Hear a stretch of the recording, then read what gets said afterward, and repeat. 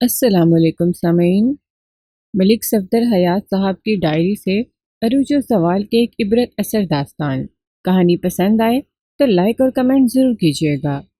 دولت مند بڈھا دنیا سے رخصت ہو جائے تو نافرمان اولاد اطمینان کا سانس لیتی ہے کہ ایک کھانسی زدہ دائم المریض کا بوجھ کندھوں سے اتر گیا۔ وہ یہ بات بھول جاتے ہیں کہ عنقریب ان پر بھی وہ وقت آنے والا ہے، اور یہ بھی بھول جاتے ہیں کہ ان کا عیش و آرام اسی بڈھے کا مرہون منت ہے۔ یہ ایک الگ مسئلہ ہے کہ رخصت ہونے والے نے وہ دولت جائز طریقوں سے کمائی تھی یا ناجائز طریقوں سے۔ آج میں آپ کے سامنے ایک ایسے ہی بوڑھے شخص کا احوال پیش کرنا چاہتا ہوں۔ اس کی عمر 75 اور 80 کے درمیان تھی۔ وہ اپنی اولاد سے سخت پریشان تھا اور کئی بار تھانے میں آ چکا تھا۔ وہ اپنی اولاد کی زیادتیاں بیان کرنے کے بعد ہمیشہ رونے لگ جاتا تھا۔ اس کا نام اورنگزیب عباسی تھا۔ اس نے اپنی فعال زندگی میں جتنی دولت کمائی تھی اتنی ہی نفرت بھی کمائی تھی۔ اس میں بے شمار خوبیاں بھی تھیں اور خرابیاں بھی۔ دو خرابیاں بہت نمایاں تھیں۔ پہلی خرابی یہ تھی کہ اسے طیش بہت جلدی آ جاتا تھا۔ طیش کی حالت میں اس پر جنون طاری ہو جاتا تھا۔ پھر وہ بھول جاتا تھا کہ اس کے سامنے کون ہے، کوئی قابل احترام ہستی ہے یا کوئی قابل شفقت بچہ ہے۔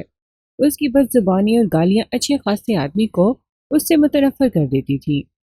اسے اپنی اس برائی کا بخوبی احساس تھا، مگر اس پر قابو پانا اس کے بس میں نہیں تھا، خصوصاً بڑھاپے میں اور نہ خلف اولاد کی موجودگی میں۔ اس عادت سے چھٹکارا پانا بہت مشکل ہوتا ہے۔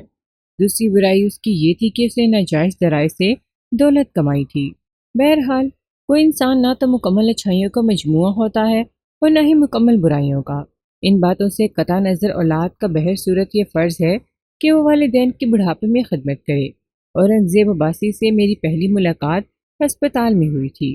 رات کے 9-10 بجے مجھے اطلاع ملی کہ ایک بوڑھے شخص کو اس کے گھر والوں نے زہر دے دیا ہے اور وہ جان کنی کے عالم میں ہسپتال میں پڑا ہے۔ میں 2 آدمیوں کو ساتھ لے کر فوراً ہسپتال پہنچ گیا۔ ڈاکٹر مریض کا معدہ صاف کرنے کے عمل میں مصروف تھے، اس لیے ہمیں انتظار کرنا پڑا۔ ہسپتال میں عباسی کے چند رشتہ دار بھی موجود تھے اور خاصے پریشان لگ رہے تھے۔ ایک بار ایک شخص جس کی عمر 55 سال کے لگ بھگ تھی مجھے ایک طرف لے گیا اور رسمی کلمات کے بعد بولا، تھانے دار صاحب، میرا نام انور عباسی ہے، میں عباسی صاحب کا بیٹا ہوں۔ میں نے حیرت سے اس کا جائزہ لیا۔ اس کا لباس معمولی، رنگ سانولا، بال زیادہ تر سفید اور صحت خاصی کمزور تھی۔ اس کے چہرے پر فکر و فاقے کی علامات پائی جاتی تھی، حالانکہ مجھے بتایا گیا تھا کہ عباسی ایک دولت مند شخص ہے۔ میں آپ کو یہ بتانا چاہتا ہوں کہ ابا جی کو ان کی بیوی نے زہر دیا ہے، انور عباسی نے کہا۔ آپ اسے گرفتار کر لیں، انشاءاللہ سب کچھ اگل دے گی۔ اس کارروائی میں اس کا بیٹا بھی شامل ہے۔ میں نے تعجب سے اس کی بات سنی اور پوچھا، تمہارا مطلب ہے کہ یہ حرکت تمہاری ماں اور تمہارے بھائی کی ہے؟ جناب، کہاں کی ماں اور کہاں کا بھائی؟ اس نے برا سا منہ بناتے ہوئے کہا، ابا جی کے 2 ہی شوق ہیں، شادیاں کرنا اور طلاقیں دینا۔ اس عورت کا 6واں 7واں نمبر ہوگا۔ سرور جان اس کا نام ہے، لڑکے کا نام عالمگیر ہے، ساتھ ہی لائی تھی، لیکن ابا جی اسے اپنا بیٹا بتاتے ہیں۔ سرور جان بھی یہی کہتی ہے۔ انور عباسی، مجھے تمہارے ابا جی کے شجرہ نسب سے کوئی دلچسپی نہیں ہے۔ میں نے کہا، تمہارے پاس اس بات کا کیا ثبوت ہے کہ زہر تمہاری ستیلی ماں یا ستیلے بھائی نے دیا ہے؟ ثبوت تو کوئی نہیں ہے جی، اس نے جواب دیا، لیکن ظاہر ہے کہ جس نے کھانا پکایا یا جس نے کھانا کھلایا، زہر بھی اسی نے دیا ہوگا، اور میں اس عورت کو ستیلی ماں کہلوانا پسند نہیں کرتا۔ شے عمر میں مجھ سے 2-3 سال چھوٹی ہی ہوگی۔ کس نے پکایا تھا کھانا؟ میں نے پوچھا، اور کس نے کھلایا تھا؟ مجھے یہ بھی معلوم نہیں ہے، اس نے جواب دیا۔ ابا جی نے ہمیں حویلی بدر کر رکھا ہے، ہم حویلی میں قدم نہیں رکھ سکتے۔ ہم 2 بھائی ہیں اور ایک ہماری بہن ہے۔ ہماری ماں بہت بوڑھی اور ضعیف ہے۔ حویلی میں کون رہتا ہے؟ میں نے پوچھا۔ حویلی میں آج کل عالمگیر، اس کی بیوی میمونہ اور اس کی سوتیلی بہن شگفتہ رہتی ہے، شاید ایک بوڑھی ملازمہ بھی ہے۔ شگفتہ کی ماں کو بھی اباجی نے طلاق دے دی ہے۔ اس کی ماں کا نام نور بی بی ہے، اس نے دوسرا آدمی کر لیا ہے۔ شگفتہ ان کے ساتھ ملی ہوئی ہے، سرور جان اور اس کے خانزادے کے ساتھ۔ خاصا پیچیدہ سلسلہ ہے، میں نے کہا۔ تم نے بتایا ہے کہ حویلی میں عالمگیر، اس کی بیوی میمونہ اور اس کی سوتیلی بہن شگفتہ رہتی ہے۔ سرور جان کا نام تم نے نہیں لیا۔ یہ عورت کہاں رہتی ہے؟ یہ ایک الگ کہانی ہے۔ سرور جان آج کل ایک اور شخص کے ساتھ رہ رہی ہے۔ ابا جی کے ساتھ اس کی انبن ہو گئی ہے، لیکن چوری چھپے حویلی بھی جاتی ہے، بلکہ زیادہ تر ادھر ہی رہتی ہے۔ اور تم کہاں رہتے ہو؟ میں نے پوچھا۔ میں اپنی ماں کے ساتھ الگ رہتا ہوں، اس نے جواب دیا۔ ادھر غریبوں کے محلے میں ہمارا ایک چھوٹا سا مکان ہے۔ ڈاکٹر نے اس بات کی تصدیق کر دی کہ اورنگزیب عباسی زہر خورانی کا شکار ہوا ہے، لیکن اس وقت وہ بیان دینے کے قابل نہیں تھا۔ اس پر نیم بے ہوشی طاری تھی۔ میں اپنے دو آدمیوں کے ہمراہ اس کی حویلی پہنچ گیا۔ اس وقت رات کافی ہو چکی تھی اور حویلی کی بتیاں بھی بجھی ہوئی تھیں۔ مکینوں کو بیدار کرنے کے لیے ہمیں خاصے زور سے دستک دینا پڑی۔ 10-15 منٹ کے اندر بتی روشن ہو گئی اور برآمدے سے ایک اونگتی ہوئی آواز سنائی دی۔ اس وقت کون پاگل نیند خراب کرنے آ گیا؟ بولنے والا کوئی نوجوان تھا۔ جا دیکھ تو صحیح، کسی عورت نے کہا۔ ضرور کوئی اسپتال سے آیا ہوگا۔ میرا خیال ہے کہ تیرا باپ مر گیا ہوگا۔ اس کا لہجہ جذبات سے بالکل عاری تھا۔ رات کے سناٹے میں ان کی آواز صاف سنائی دے رہی تھی، لیکن انہیں غالباً اس بات کا اندازہ نہیں تھا۔ پھر تو سونا نصیب نہیں ہوگا، نوجوان نے کہا۔ ابا جی صبح تک انتظار کر لیتے تو کیا حرج تھا؟ اے ایس آئی میری طرف دیکھ کر کہنے لگا۔ ملک صاحب، سن رہے ہیں آپ؟ یہ حال ہے آج کل کی اولاد کا۔ ماں باپ تو ان کے آرام و آرائش کے لیے جان ہلکان کر ڈالتے ہیں، اور یہ ہے کہ ان کی موت سے ان کے آرام میں خلل پیدا ہوتا ہے۔ لمحہ بھر کے بعد نوجوان نے پھاٹک کا چھوٹا دروازہ کھولا۔ عورت اس کے پیچھے تھی۔ ان دونوں کی مختصر گفتگو سننے کے بعد میں بہت غصے میں تھا۔ دروازہ کھلتے ہی میں نے نوجوان کو ایک طرف دھکیلا اور اپنے ساتھیوں کو اندر داخل ہونے کا اشارہ کرتے ہوئے اندر گھس گیا۔ شیشی آپ کیا کر رہے ہیں؟ عورت چلائی۔ باہر کھڑے ہو کر بات کریں، کچھ خوف خدا کریں۔ نوجوان کی عمر 22-23 سال کے لگ بھگ تھی۔ بلب کی روشنی میں نے دیکھا وہ لمبے قد کا خاصا مضبوط نوجوان تھا۔ اس نے کرتا پاجامہ پہن رکھا تھا۔ عورت کی عمر 50 سال سے اوپر نظر آتی تھی۔ وہ خاصی تند مزاج عورت معلوم ہوتی تھی۔ وہ مسلسل بولے جا رہی تھی۔ ہم قتل کی تفتیش کرنے آئے ہیں، میں نے تہکمانہ لہجے میں کہا۔ شور مچانے کی ضرورت نہیں ہے۔ گھر کے اندر جتنے افراد ہیں انہیں ایک کمرے میں جمع کرو۔ کوئی شخص بھاگنے کی کوشش نہ کرے۔ عورت نے چیخ کر کہا۔ اس وقت آپ حویلی سے چلے جائیں۔ جو کچھ پوچھنا ہے صبح آ کر پوچھیں، ہم لوگ آرام کر رہے ہیں۔ میں نے ایک سپاہی سے کہا۔ فوراً تھانے جاؤ اور 6-7 آدمی ساتھ لے کر جلدی واپس آؤ۔ حضور والا، مسئلہ کیا ہے؟ نوجوان نے اکڑ کر پوچھا۔ میں نے اس کا گریبان مضبوطی سے پکڑ کر اس کی آنکھوں میں آنکھیں ڈالی اور کہا۔ بچو، مسئلہ تم بڑی اچھی طرح سمجھتے ہو، انجان بننے کی کوشش مت کرو۔ نام کیا ہے تمہارا؟ دیکھیے جناب، آپ گریبان چھوڑ کر بات کریں۔ میں نے کوئی قصور نہیں کیا۔ میرا نام عالمگیر عباسی ہے۔ کچھ پتہ تو چلے کہ بات کیا ہے؟ عورت نے کہا۔ آپ میرے بچے پر کیوں ظلم کر رہے ہیں؟ اس کا مطلب یہ تھا کہ وہ سرور جان تھی، اورنگزیب عباسی کی چھٹی یا ساتویں بیوی۔ تمہارا باپ کہاں ہے؟ میں نے عالمگیر سے پوچھا۔ ابا جی تو اسپتال میں ہیں، اس نے جواب دیا۔ ان کی طبیعت خراب ہے، ہم نے خود انہیں اسپتال میں داخل کروایا ہے۔ میں انہیں اندر لے گیا اور بیٹھک میں بٹھا دیا۔ اسی اسلام میں دیگر افراد بھی بیدار ہو چکے تھے۔ میں نے ان سب کو بھی بیٹھک میں جمع کر لیا۔ وہ تعداد میں 7-8 تھے۔ ان میں عالمگیر کی بیوی میمونہ، سوتیلی بہن شگفتہ، ایک بوڑھی ملازمہ، ایک 2 سالہ بچہ اور ایک 35-36 سالہ مرد شامل تھا۔ اس کا نام اشتیاق علی معلوم ہوا۔ اس کے بارے میں بتایا گیا کہ وہ ملازم ہے، لیکن وہ حویلی کے کمرے سے برآمد ہوا تھا اور ملازم نہیں لگتا تھا۔ میں نے اے ایس آئی کے ہمراہ سب سے پہلے باورچی خانہ چیک کیا۔ وہاں تمام برتن دھلے ہوئے رکھے تھے۔ 2 ہانڈیوں میں تھوڑا تھوڑا سالن موجود تھا۔ چنگیڑ میں چند بچی کچی روٹیاں پڑی تھیں۔ اے ایس آئی نے کہا۔ ملک صاحب، ہمیں کھانے کا نمونہ لیبارٹری ٹیسٹ کے لیے محفوظ کر لینا چاہیے، لیکن میرے خیال میں اس کا کچھ فائدہ نہیں تھا۔ اگر سارے کھانے میں زہر ہوتا تو گھر کے تمام افراد پر اس کا اثر ہوتا۔ واضح طور پر زہر عباسی کے کھانے یا پینے کی کسی چیز میں ملایا گیا تھا، اور زہر ملانے والے نے بقیہ کھانا پھینک دیا تھا اور احتیاطاً تمام برتن دھو ڈالے تھے۔ لہٰذا ہانڈیوں کے سالن کو لیبارٹری ٹیسٹ کے لیے جانا فضول ہی تھا۔ میرے استفسار پر گھر والوں نے بتایا کہ کھانا ملازمہ نے پکایا تھا اور سب نے ایک ساتھ کھانا کھایا تھا۔ سب میں عباسی کے علاوہ 3 افراد شامل تھے، یعنی شگفتہ، عالمگیر اور اس کی بیوی میمونہ۔ سرور جان کا کہنا تھا کہ وہ اس وقت گھر پہنچی تھی جب اہل خانہ کھانا کھا چکے تھے، لیکن اس کا بیان درست معلوم نہیں ہوتا تھا۔ میں نے شگفتہ سے پوچھا، تمہارے ابا نے کھانے کے بعد دودھ پیا تھا یا چائے؟ اس کی شکل و صورت واجبی سی تھی۔ دودھ پیا تھا، اس نے جواب دیا۔ دودھ کے ساتھ دوائی بھی کھائی تھی؟ کوئی طاقت کی دوائی ہے؟ روز ہی کھاتے ہیں۔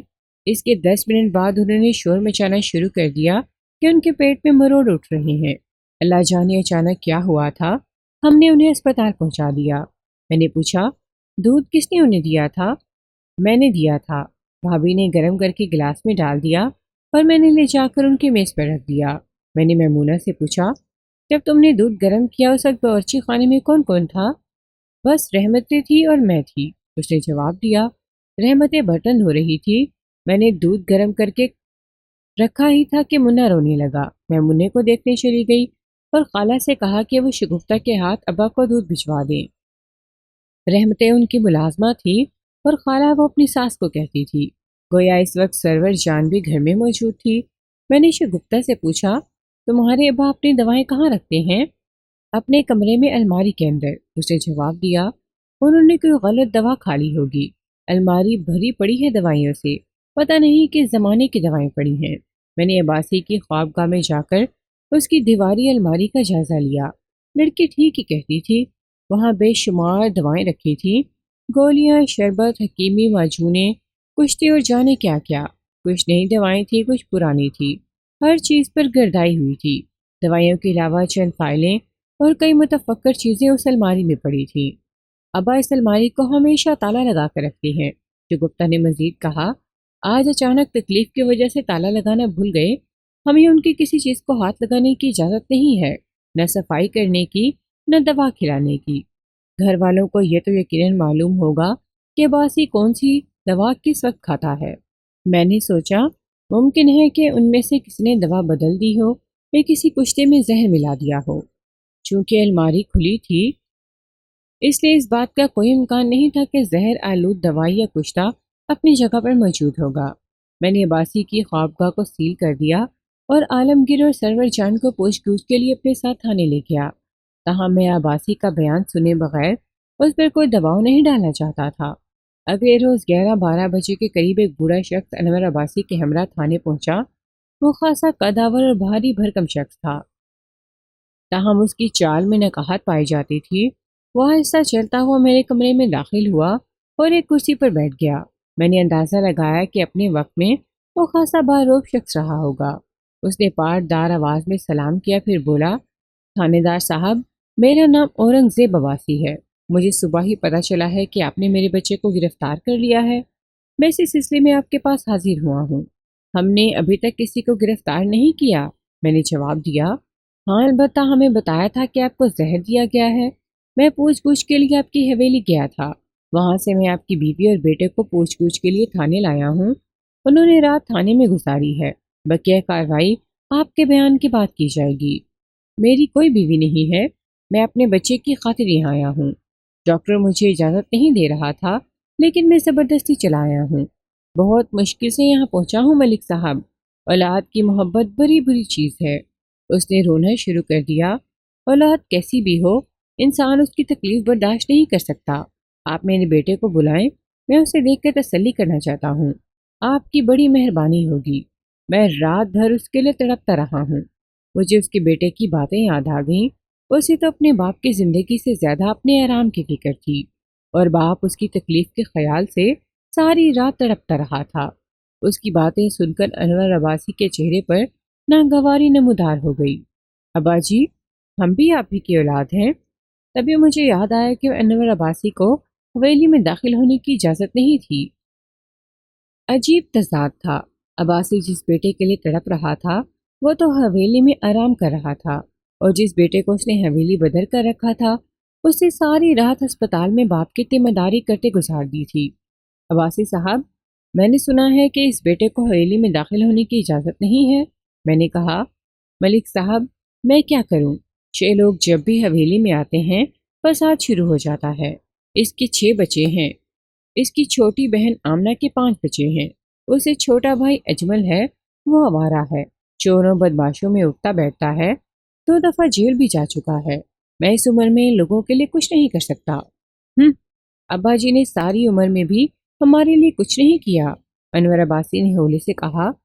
تھانے دار صاحب، یہ بڑے الجھے ہوئے مسئلے ہیں۔ عباسی نے کہا، آپ میرے بیٹے کو بلوائیں۔ عباسی صاحب، یہ زہر کا کیا مسئلہ ہے؟ میں نے پوچھا۔ رات کو آپ کے ایک دوست نے رپورٹ لکھوائی ہے کہ آپ کے گھر والوں نے آپ کو کھانے میں زہر دے دیا ہے۔ ڈاکٹر نے بھی یہی بتایا ہے۔ مجھے کسی نے زہر نہیں دیا، میں نے غلطی سے کوئی غلط دوا کھا لی تھی۔ اس کے اس بیان کے ساتھ ہی ہمارا کام ختم ہو گیا۔ میں نے اس کی بیوی اور بیٹے کو جانے کی اجازت دے دی۔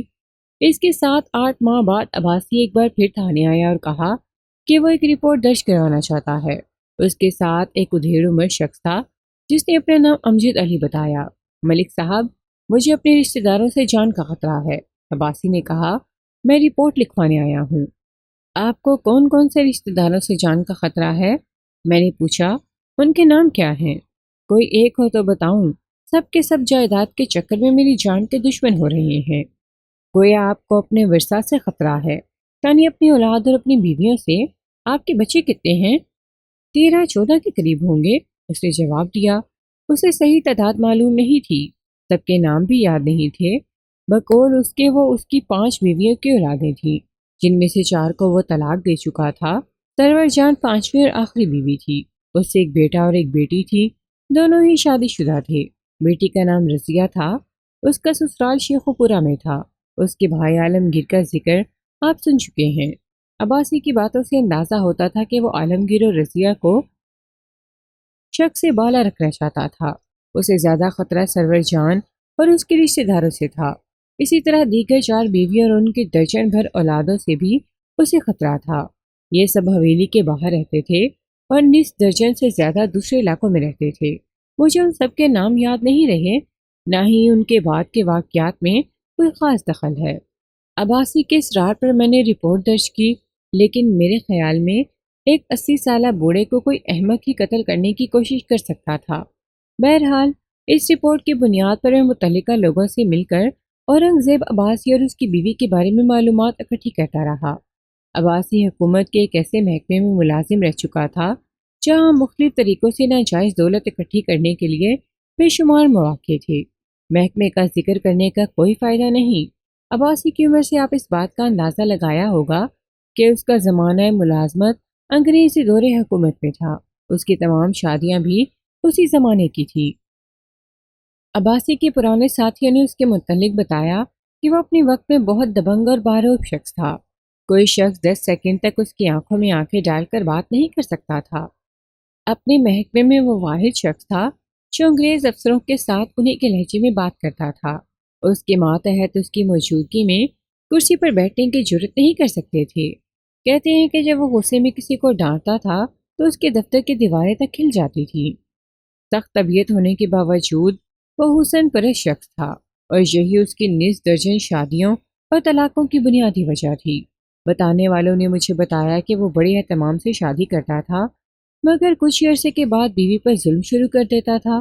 بالآخر عورت یا تو خود ہی اس کا گھر چھوڑ کر چلی جاتی تھی یا پھر وہ اسے طلاق دے کر گھر سے نکال دیتا تھا۔ اس دوران میں وہ 2-3 بچوں کی ماں بن چکی ہوتی تھی۔ کچھ عورتوں نے دوسری شادیاں کر لی اور کچھ صلح کی امید پر انتظار کرتی رہیں۔ انور عباسی کی ماں عائشہ بی بی بھی ایسی ہی عورت تھی۔ اس نے عباسی سے علیحدگی کے بعد اپنی زندگی بچوں کی تعلیم و تربیت کے لیے وقف کر دی تھی۔ اب اس کی عمر بھی 75 سال سے اوپر ہو چکی تھی۔ اس کے 3 بچے، 2 لڑکے اور 1 لڑکی، پل تو گئے تھے مگر معاشرے میں کوئی مقام حاصل نہیں کر سکے تھے۔ ان کی مالی حالت عباسی کے نوکروں سے بھی بدتر تھی۔ ایک معمر شخص نے مجھے بتایا کہ عائشہ بی بی سے شادی کے بعد جب عباسی کے ہاں کوئی بچہ نہیں ہوا تو اس نے داتا گنج بخش کے مزار پر جا کر اولاد کے لیے منت مانی تھی۔ مذکورہ شخص نے بڑے دکھ سے مجھے بتایا کہ اسی اولاد کو اس نے اپنی آنکھوں سے بھیک مانگ کے دیکھا ہے، جبکہ ان کا باپ مجروں اور تماشوں میں دولت لٹاتا پھرتا تھا۔ چھوٹی عمر میں وہ بچے باپ سے ایسا خوف کھاتے تھے کہ اس کے سائے سے بھی دور بھاگتے تھے۔ اس زمانے میں نے واقعات تو بے شمار سنے، مگر میں ایک واقعہ آپ کے سامنے پیش کرتا ہوں۔ ایک صبح عائشہ بی بی کے گھر میں کھانے کو کچھ بھی نہیں تھا۔ بھوکے بچے ماں کا منہ تک رہے تھے۔ ان دنوں انور عباسی کی عمر 12-13 برس کے لگ بھگ تھی۔ ماں نے انور اور آمنہ سے کہا کہ وہ اپنے باپ سے کچھ پیسے مانگ لائیں۔ بچے اکیلے جاتے ہوئے جھجک رہے تھے۔ ماں ان کے ساتھ ہو لی اور عباسی کے مکان سے کچھ دور رک کر بچوں کو آگے بھیج دیا۔ حویلی عباسی نے بعد میں خریدی تھی۔ ان دنوں وہ ایک عام سے مکان میں رہتا تھا۔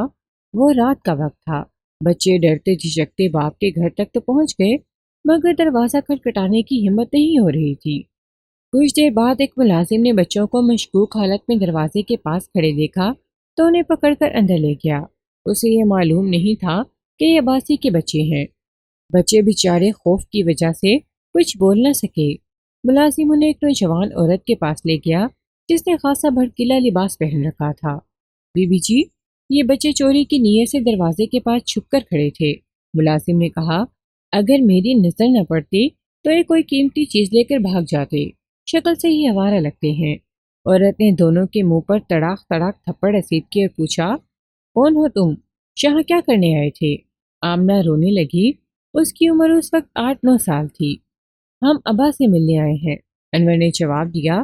ہم چور نہیں ہیں، ابا کے بیٹے ہیں۔ ابا کے لاڈلے، ہمارے گھر میں تیرا ابا کہاں سے آ گیا؟ یہ کیا ہو رہا ہے؟ دوسرے کمرے سے عباسی کی گونجدار آواز سنائی دی۔ کون ہیں یہ بچے؟ 2 چور پکڑے ہیں میں نے۔ عورت نے دونوں کے کان پکڑے اور انہیں کھینچتی ہوئی دوسرے کمرے میں لے گئی۔ یہ چوری کے ارادے سے گھر میں گھسے تھے۔ اگر شرفو نہ دیکھ لیتا تو یہ کوئی چیز لے کر بھاگ جاتے۔ عباسی نے اپنے بچوں کو دیکھا تو بجائے نرمی کے اس کا پارا چڑھ گیا۔ غصے سے بولا، کیوں آئے ہو یہاں؟ کس نے بھیجا ہے؟ ماں کہاں ہے تمہاری؟ بچے خوف سے کانپنے لگے۔ انور نے ڈرتے ڈرتے کہا، امی ادھر دور کھڑی ہیں، انہوں نے ہمیں… ابھی اس کی بات پوری بھی نہیں ہوئی تھی کہ عباسی نے اس کے منہ پر تھپڑ مارا اور وہ فرش پر گر گیا۔ تیری ماں ادھر کھڑی ہے، اس نے کہا، اس نے ضرور تجھے چوری کرنے یہاں بھیجا ہے۔ ابا، گھر میں کھانے کو کچھ نہیں ہے، آمنہ نے روتے ہوئے کہا۔ امی نے کہا تھا کہ ابا سے کچھ پیسے لے آؤ۔ یہ آپ کے بچے ہیں؟ عورت نے گھبرا کر پوچھا۔ انہوں نے مجھے بتایا ہی نہیں۔ گھر میں کھانے کو نہیں ہے؟ عباسی نے کہا۔ کیا کرتی رہتی ہے تمہاری ماں؟ کیوں نہیں کما کے کھلاتی تمہیں؟ نکل جا یہاں سے، اگر میں نے دوبارہ تم دونوں کو یہاں دیکھ لیا تو ٹانگیں توڑ دوں گا۔ بچے الٹے پاؤں پیچھے ہٹنے لگے۔ عورت کو ترس آ گیا۔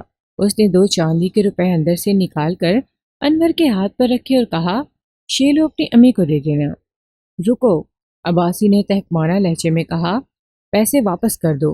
ان کو ایک دفعہ پیسے دے دیے تو یہ بار بار یہاں آئیں گے، اور یہ بات مجھے پسند نہیں۔ رہنے دیں، عورت نے اصرار کیا، بیچارے بھوکے ہیں، کیسے سنگ دل باپ ہیں آپ۔ عباسی قدرے نرم پڑ گیا، بولا، ٹھیک ہے رکھ لو یہ پیسے، لیکن آئندہ ادھر کا رخ نہ کرنا۔ اس زمانے کے 2 روپے آج کے 200 روپے سے بھی زیادہ قیمتی تھے۔ انور نے چاندی کے ان روپوں کو مٹھی میں دبایا اور اپنی بہن کے ہمراہ فی الفور وہاں سے نکل گیا۔ مار کھانے کے باوجود دونوں بہت خوش تھے۔ اس بات کو 40 سال سے زیادہ عرصہ گزر چکا تھا۔ آمنہ اور انور عباسی کی عمر 50 سال سے تجاوز کر چکی تھی، لیکن باپ کے گھر کے دروازے ان پر ہنوز بند تھے۔ عباسی کی دوسری بیویوں کے قصے بھی میں نے سنے، ہر قصہ اپنی جگہ ایک الگ کہانی ہے۔ ان بیویوں نے عباسی کو ایک سنگ دل اور نفس پرست انسان قرار دیا۔ انہوں نے کہا کہ ایسے شخص کو سرے عام پھانسی پر لٹکا دینا چاہیے۔ خلاصہ کلام یہ کہ عباسی صحت و تندرستی کے دنوں میں ایک تند مزاج اور ظالم شخص تھا۔ وہ اپنی مرضی کے خلاف کوئی بات برداشت نہیں کر سکتا تھا۔ بیویوں کی پٹائی تو اس کی معمولات میں شامل تھا۔ اس کے باوجود ہر چند سال بعد ایک نئی عورت بہا لاتا تھا۔ اس فن میں وہ خاصا ماہر تھا۔ اب میں آپ کو اس کی آخری شادی کا حوال سناتا ہوں۔ یہ شادی اس کی زندگی میں بڑی اہمیت کی حامل تھی۔ وہ غالباً سن 1930 یا اس سے پہلے کا زمانہ تھا۔ اورنگزیب عباسی ان دنوں لاہور میں متعین تھا اور خاصے عروج پر تھا۔ اگرچہ اس وقت اس کی عمر 55-56 سال کے قریب تھی، تاہم وہ ایک خوش شکل، سمارٹ اور باروب شخص تھا۔ ہر وقت سوٹ اور فلیٹ ہیٹ پہ نظر آتا تھا۔ ایک روز اسے سرکاری کام کے سلسلے میں کچہری جانا پڑا۔ وہاں اس نے ایک حسین اور پرکشش لڑکی کو پولیس کی تحویل میں دیکھا۔ لڑکی کی عمر 20-22 سال کے لگ بھگ تھی۔ وہ 2 سپاہیوں کی نگرانی میں سیشن کورٹ کے باہر کھڑی تھی۔ اس کی پریشانی اور بے بسی اس کے حسن میں اضافہ کر رہی تھی۔ عباسی نے لڑکی کو دیکھا اور دیکھتے ہی اس پر فریفتہ ہو گیا۔ اس وقت اس کے ساتھ اس کا ایک اسسٹنٹ اور ایک وکیل بھی تھا۔ تینوں ایک اہم سرکاری کیس میں پیش ہونے کے لیے وہاں آئے تھے۔ عباسی لڑکی کو دیکھ کر رک گیا۔ वकील और असिस्टेंट भी रुक गए। अब्बासी ने सिपाही से पूछा कि लड़की को किस जुर्म में गिरफ्तार किया गया था। जनाब, ये बड़ी खतरनाक औरत है, सिपाही ने जवाब दिया। इसने अपने आशना की मदद से अपने शोहर को कत्ल कर दिया है। हम इसे अदालत में पेश करने के लिए लाए हैं। देखने में ये बहुत भोली लगती है। इसका आशना किधर है? अब्बासी ने पूछा। वो मौके से फरार हो गया था, सिपाही ने जवाब दिया। ये उसका नाम पता नहीं बताती। हमने सारे तरीके आजमा कर देख लिए। बड़ी सख्त जान औरत है। कहती है खुद सूली पर चढ़ जाऊंगी और उसका नाम पता नहीं बताऊंगी। फिर तो ये बड़ी बहादुर लड़की है, अब्बासी ने कहा। फिर पूछा, क्या तुमने वाकई अपने शोहर को कत्ल कर दिया है? हरगिज नहीं, लड़की ने रहम तलब नजरों से अब्बासी की तरफ देखा। मैंने अपने शोहर को कत्ल नहीं किया। इतने में लड़की का वकील भी करीब पहुंच गया। अब्बासी ने उससे कहा, ए मिस्टर, तुमने अभी तक इसकी जमानत क्यों नहीं करवाई? वकील अब्बासी के लबो लहजे और रख रखाव से मरूब हो गया। बोला, सर, उम्मीद है कि आज जमानत हो जाएगी। जमानत के कागजात तैयार हैं? अब्बासी ने पूछा। वकील ने फाइल दिखाई और बोला, यस सर, कागजात तैयार हैं, लेकिन इसका जमानती अभी तक नहीं आया। वो आने ही वाला होगा, लड़की ने कहा। मेरी माँ ने कहा था कि वो जमानती साथ लेकर आएगी। भूल जाओ उसको, अब्बासी ने कहा। आओ मेरे साथ, मैं तुम्हारी जमानत दूंगा। उस वक्त जज अभी चैम्बर में बैठा था। अब्बासी ने वकील को साथ लिया और बड़े रोब से चलता हुआ जज के चैम्बर में घुस गया। दरवाजे पर मुतय्यन चपरासी ने न सिर्फ ये कि अब्बासी को रोकने की कोशिश नहीं की, बल्कि हाथ उठाकर सलाम भी किया। सेशन जज हिंदू था। वो अपना काम छोड़कर अब्बासी की तरफ मुतवज्जो हो गया। अब्बासी ने जज को सलाम किया। कुर्सी पर बैठने के बाद अपना तारुफ कराया और बोला, जज साहब, एक छोटे से काम के सिलसिले में आपके पास हाजिर हुआ हूँ। हुक्म करें अब्बासी साहब, जज ने कहा। मैं आपके लिए क्या कर सकता हूँ? उसने वकील से जो हनूस खड़ा था जमानत के कागजात लिए और जज के सामने रखते हुए बोला, मैं इस लड़की की जमानत करवाना चाहता हूँ। कागजात तैयार हैं, सिर्फ मेरे दस्तखत होने बाकी हैं। दिलचस्प बात यह थी कि अब्बासी को उस वक्त तक लड़की का नाम भी मालूम नहीं था। जज ने कागजात पर नजर डाली और बोला, अब्बासी साहब, आप थोड़ा इंतजार कर लें। अदालत की कार्रवाई शुरू होने में चंद मिनट बाकी हैं। मैं सबसे पहले इसी केस को निपटा दूंगा। वकील इस्तगासा का मौक़िफ़ सुनना भी ज़रूरी है। मैं वकील इस्तगासा को यहीं बुलवा लेता हूँ, अब्बासी ने कहा। फिर लड़की के वकील से मुखातिब होकर बोला, जल्दी से वकील इस्तगासा और लड़की को अंदर बुला लाओ। जज साहब का वक्त बहुत कीमती है। उसने जज को बोलने का मौका ही नहीं दिया था। वकील जल्दी से बाहर गया और दोनों पार्टियों को अंदर बुला लाया। अब्बासी ने सिपाहियों को डांट कर बाहर भेज दिया और जज से कहा, ये मासूम लड़की आपकी बेटियों के बराबर है। पुलिस ने इस पर तशद्दुद और ज्यादती की है। उसके जिस्म के नाजुक हिस्सों पर तशद्दुद के निशानात मौजूद हैं। आप हुक्म करें तो ये लड़की आपको तशद्दुद के निशानात दिखाने पर तैयार है। आप ना सिर्फ एक जज हैं, बल्कि उम्र में इसके बाप के बराबर हैं। इंसाफ की खातिर ये लड़की आपको अपना जिस्म दिखाने के लिए तैयार है। मोहम्मद जज ये बात सुनकर परेशान हो गया। लड़की नजरें झुकाए मासूमियत की तस्वीर बनी जज के सामने खड़ी थी। यूं लगता था जैसे वह जज के इशारे की मुंतजिर हो। लेकिन ये बात जाहिर थी कि जज ऐसा मुतालबा नहीं कर सकता था।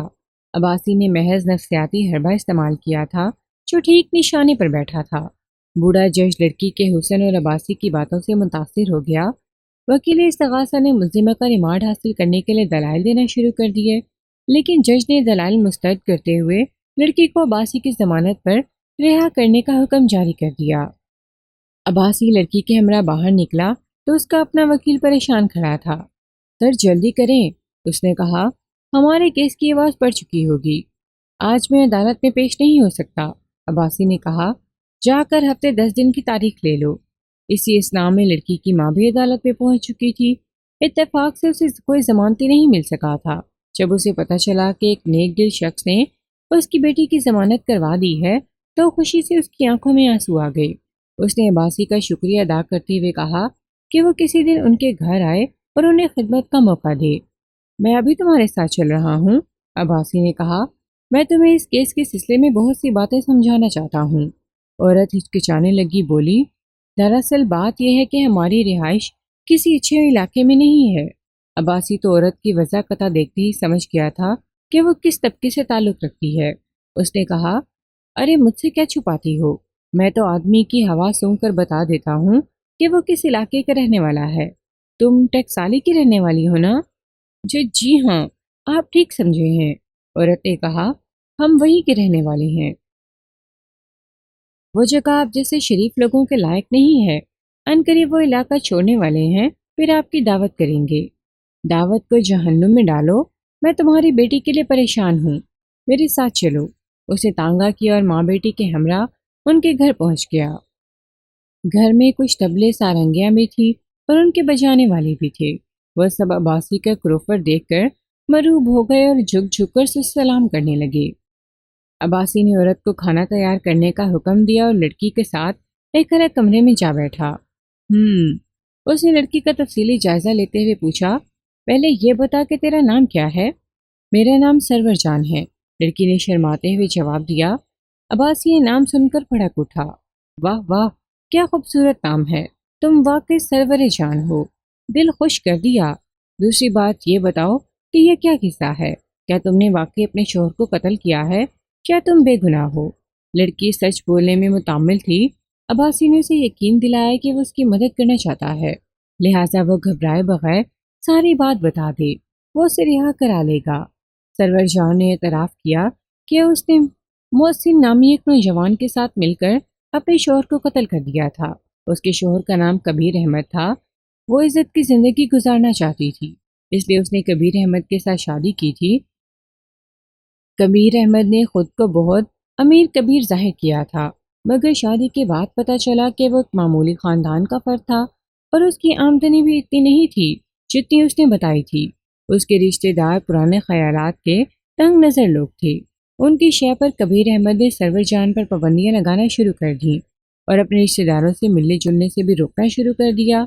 شوہر کے سلوک سے تنگ آ کر سرور جان نے محسن علی کی مدد سے اسے قتل کر دیا۔